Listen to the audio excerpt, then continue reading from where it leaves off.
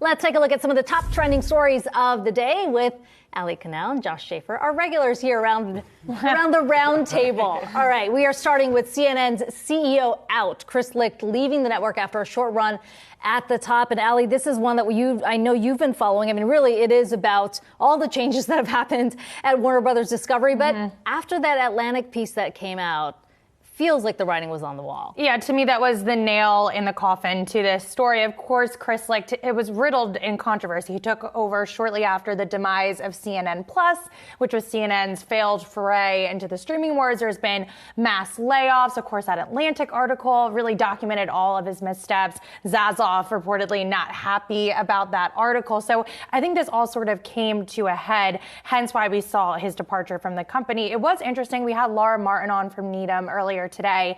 I asked her, is CNN a viable entity for Warner Brothers Discovery? And is this something that Zazoff wants to keep moving forward? And she said yes. She said if you want to be number one in the streaming wars, not only do you have to have entertaining content, but you also should have live sports and news to really keep people there on the platform in case there's any big event.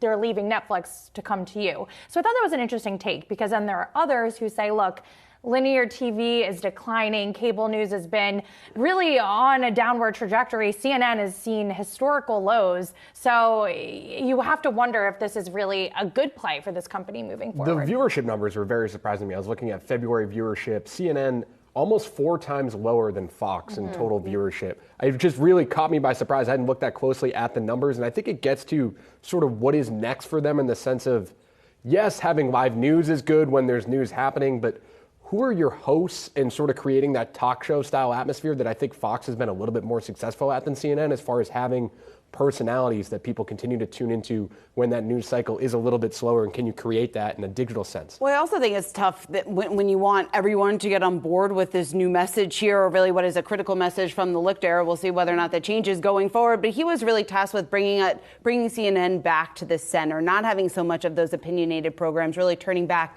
to the news to its core. It hasn't proven to be successful yet. They haven't really been able to figure out the right mix of talent, get talent on board. There was lots of talk just about how much of their top talent have been pretty dissatisfied with some of the changes that Licht has made or did make over the last 12 to 13 months. But you mentioned the ratings plummet there, what we have seen, and also just profitability. When you take a look at their financial performance, $750 million in profit last year, down from $1.25 billion the year earlier. So certainly seeing a drop. Also, though, coincides with Trump no longer being president. So there's that caveat. And also, you have to wonder how much power Chris Licht was really given, right? I mean, you got the sense that David Zazoff was sort of whispering in his ear, whether it was about bringing CNN back to the center. I mean, you know, for those who need some reminding, I mean, he did rise through the ranks through Morning Joe over at MSNBC, then the CBS This Morning morning show, and then Stephen Colbert. So he's got a track record.